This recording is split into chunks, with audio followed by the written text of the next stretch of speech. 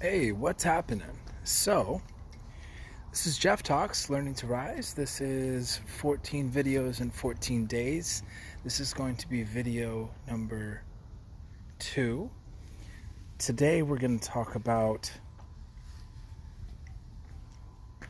why pain is a tool. Not really why, but for me and in my experience, that pain is a tool. And before we start, I wanted to say that if you haven't subscribed to my website, I'm going to put a link on the bottom of this video. Click on it. It'll take you right to jeffgonzell.com. There's my podcast in there. Please check it out if you haven't already. And on the bottom of any one of those pages, you can scroll all the way down and subscribe. I'm asking simply just for your email address in exchange for a very, very interesting article that basically talks about why stress is good for you. I know, kind of a play on words, but the differences between good and bad stress, and how like bad stress is really just us having a negative emotional connection to something that makes us feel very, very excited. So again, check out the article. It's completely free. I'm just asking for your email address. That's really it. So, why pain is a tool, or that pain is a tool. For me, in my experience in recovery, it has been like basically the only thing that really caused me to change. If I didn't have pain in my life, I would have never changed. If I didn't have negative things happening in my life, um, why would I stop doing what I was doing? If I didn't, burn relationships, if I didn't, like have, if I didn't lose a bunch of money, if I didn't, owe people money, if I had, like, if life was basically good, there's no reason of why I would have changed. So, for me, specifically in my recovery, an amazing tool.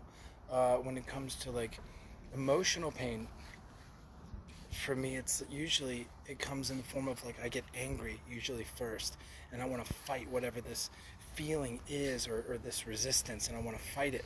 And and really what it comes down to is I end up just kind of crying, and I have a very like vulnerable moment with myself, and usually after that I can like surrendering to the feeling of being angry, surrendering to the feeling of being frustrated.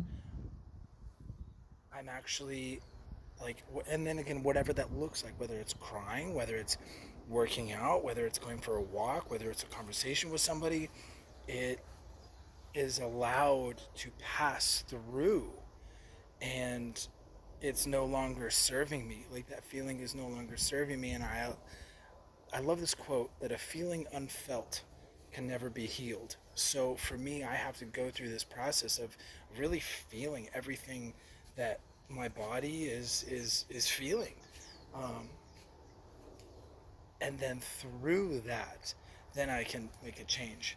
Then I can actually, you know, start tweaking some things, and making some assessments, and what worked and what didn't work, and what is the actual cause that is leading me to feel this horrific, uncomfortable pain.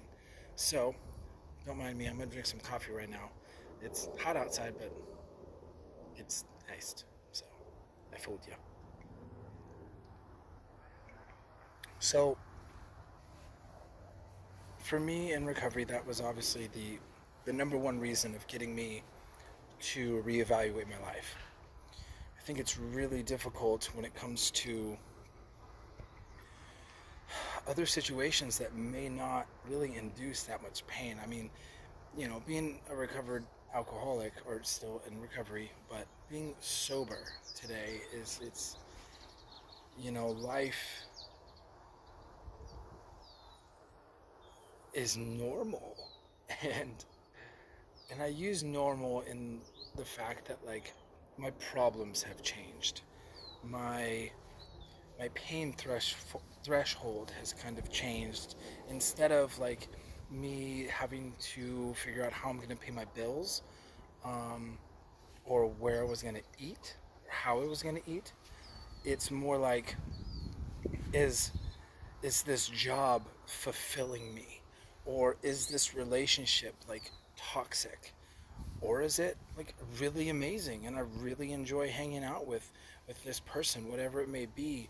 um, I think for me it's kind of transitioned in that aspect. So I've definitely had some moments where I really had to like sit and just be alone with myself and really like practice that self-care and meditate and listen to what I was feeling. And then honestly it's kind of just been like an experiment, with relationships and with jobs. I've worked at a ton of jobs since I went on this sober journey, and I've met so many amazing people. And I really feel like the universe has brought certain people into my life to show me where I could need improvement. So I think, again, I think that's basically it, guys. But like, pain is a tool. Another beautiful analogy that I like to share is whenever our body has a cut, whenever we get cut, we're bleeding, whenever we, have a sore muscle, like we're in pain, right? Physical pain. And the the body lets us know, like, hey, ouch, that hurts, like stop doing that. And your body will scream at you, you know like a hot stove or something like that. Like, you immediately react to protect yourself. So, but after you get cut, let's say, you clean it, right? You make sure that it's, yeah, to clean it to the best of your ability. Maybe you get some Neosporin, you wipe it, um, and then if you need stitches, you do your best to go to the doctor and get some stitches, or you wrap it with some gauze or something. But you give it attention, and that's kind of my point. Is like, I like to look at emotional pain, spiritual pain, um, the same way that we look at physical pain and like a physical injury. We almost remove ourselves from whatever's going on. We pause and we give it attention. And we are careful to not apply too much pressure when we go back out. Let's say I cut my finger. I'm very careful and mindful the next time I go to grab something, because I know, like, hey, I have an injury there. It's sore. It's in the process of healing. And I think when it comes to emotional things, like, for me, perfect example. For me, in early recovery, I probably shouldn't be going to a bar, right? Because this new, like, venture that I'm on is very new and it's fresh, and it's not 100% healed yet. I could still definitely get a drink and then I'd be down the same road again. So being able to be mindful and aware of certain things that are causing us pain, and then giving them attention and giving them time and allowing them to heal. So that's for me, guys, that's just a beautiful analogy. I hope that helps. But I think that's about it. I really hope that is useful and helpful to you all right now. I definitely think pain is everywhere at all times, and there isn't anyone in the world that has never experienced pain. Um, yeah, I was gonna say, even like the Buddha or like Jesus Christ, or like all those prophets have definitely experienced pain and suffering. So hope that helps, guys. Before we finish up, again, if you have not subscribed, go to my website. I'm going to put a link. You scroll all the way to the bottom. I'm asking for your email address in exchange for a very, very interesting article when it talks about stress.